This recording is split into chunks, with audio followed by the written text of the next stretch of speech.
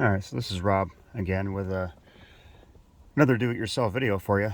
This is my 2006 Impala, and I parked it last week, and it appears that my starter has gone bad. At least I think that's what it is. So I tested the battery. Battery is good. I even put the charger on it and fully made sure the battery was fully charged, and it is. So when I put the key in and go to turn it over,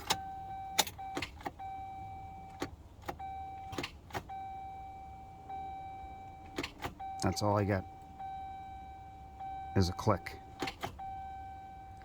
Now I did not get under there yet to tap the starter, because if you're familiar with starters, you sometimes when you get under there and you tap on it with a small hammer or something like that, usually it will start. It'll start up. So I'm going to do that next and see what happens,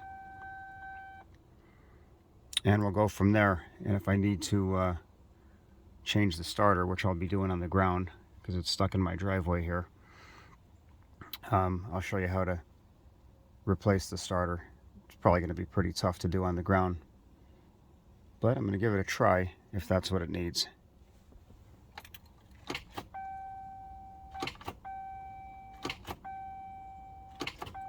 On a curious note, my car has sat for a week, and oddly enough, even though a week ago I tested the battery when this first happened, and it was good, oddly over the course of this past week, my battery went completely dead.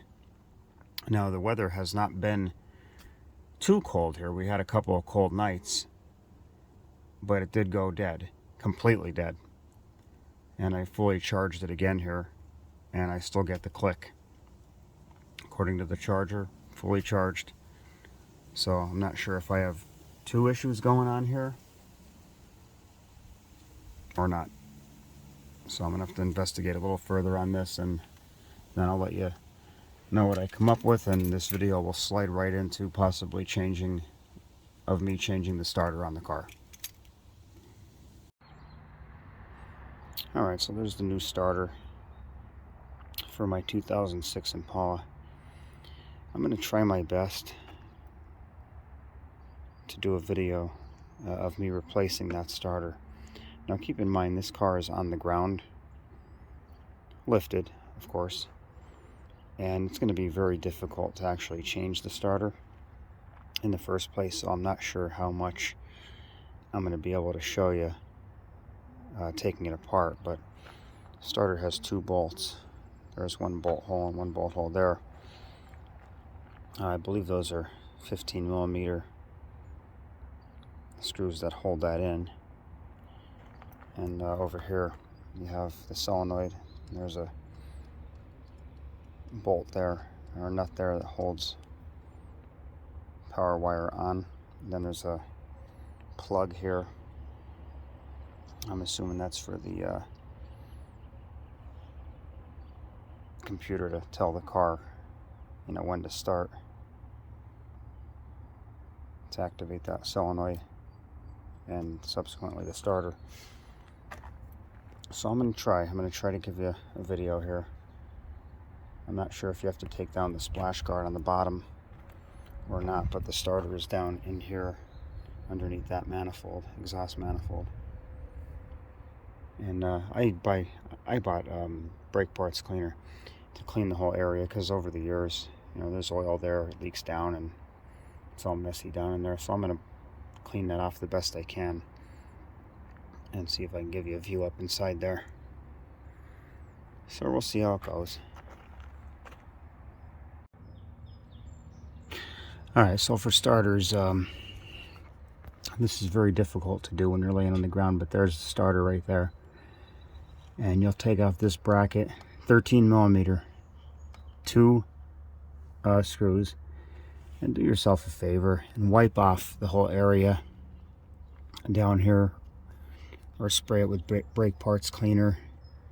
And if you're doing this on the ground, or in the air. Protect your eyes.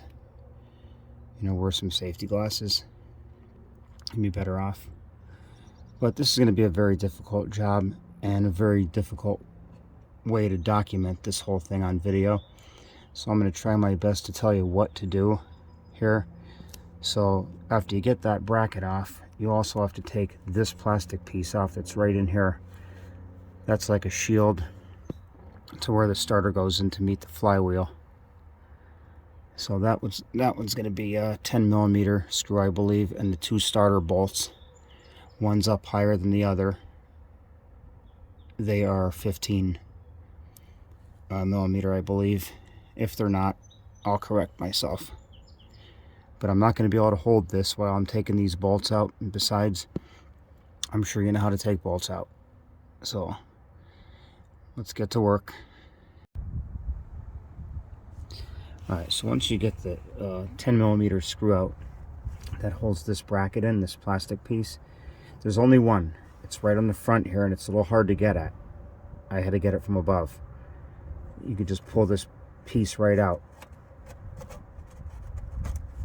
I mean, there's a little snapped in area in the back, so you just pull it out of there, get it out of your way, and then you can take down the 2 bolts that hold in the starter.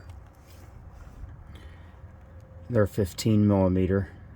There's an upper one and a lower one, and they're pointing straight down at you. I'm going to do that first and move the starter aside. See if I can move it over a little bit to get the wires disconnected from the front. There's 2.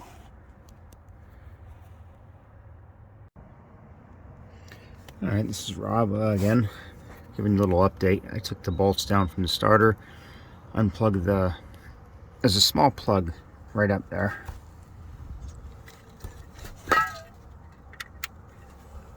I removed the oil filter, by the way. That small plug there, you have to stick a straight head screwdriver in on the back of it and lift that prong up and then pull it out. Then you'll have better access to the 2 wires that hold the power wires onto the starter, which is a 13mm or a 1/2 inch.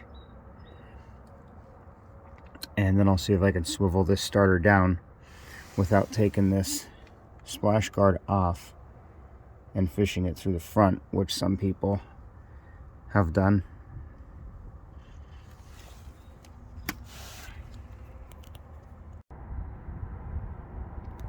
Alright, so there's the old starter. What a mess. All the years of grime and dirt and oil on there. So here's the connections. That's a 1/2 inch one, and both of your wires connect right there. And then you have the remote. I'm assuming it's the remote thing where the computer tells the starter to kick in. That's a plug. And you got the 15mm bolts that hold the starter in. Pretty much all your sockets are going to be either 10, 13 or a 1/2 inch, or 15mm.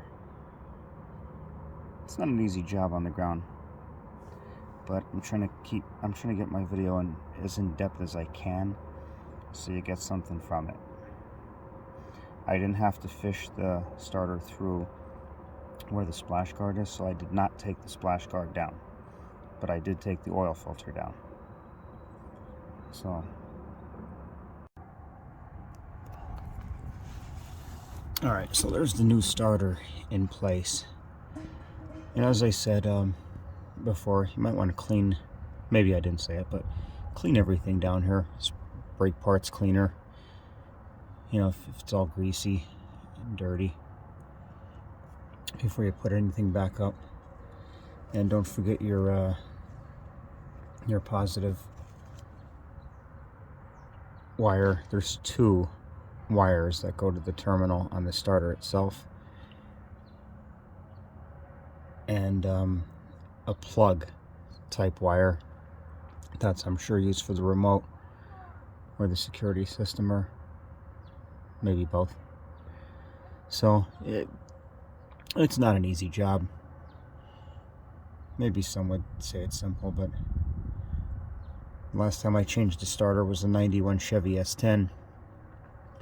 it was easier, but if you remember, starters back then weighed half as much as the engine.